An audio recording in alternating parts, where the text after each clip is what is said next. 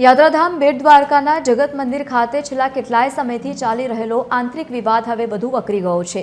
મંદિર ટ્રસ્ટ અને તીર્થ પુરોહિતો વચ્ચેના ઘર્ષણે ઉગ્ર સ્વરૂપ ધારણ કર્યું છે। ટ્રસ્ટી મંડળ દ્વારા તીર્થ પુરોહિતોના યજમાનો સાથે મંદિર પ્રવેશ પર પ્રતિબંધ લાદવામાં આવતા બ્રાહ્મણ સમાજમાં ભારે આક્રોશ જોવા મળ્યો છે।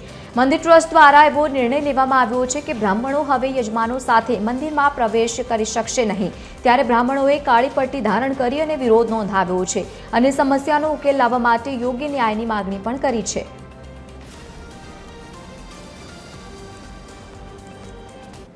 અમને 25 તારીખ 25 ડિસેમ્બરથી અમારું જે કંઈ પણ જાતના હક હિસ્સાઓ હોય કે અમે તીર્થ પુરોહિતો છીએ, અમે ટ્રસ્ટ સાથે સંકળાયેલા હોઈએ। 50% અમારા અને 50% ટ્રસ્ટના, એમાંથી 10% અમે ટ્રસ્ટની હિતાર્થે આપેલા હોય। છેલ્લા 25 દિવસ થયા અમે જે યજમાન વૃત્તિ કરતા હોય તો અમને યાત્રિક સાથે ફરવું, યાત્રિકની પાસે યજમાન લઈને દર્શન કરાવવા, આવી પ્રવૃત્તિથી સદંતર અમને વંચિત રાખેલા છે। આવી તમામ અમારી પ્રવૃત્તિ જોરૂપની દાદાગીરી અમુક ટ્રસ્ટીઓના દ્વારા બંધ કરવામાં આવેલ છે અને જેથી અમને બહોળું નુકસાન ગયેલું છે।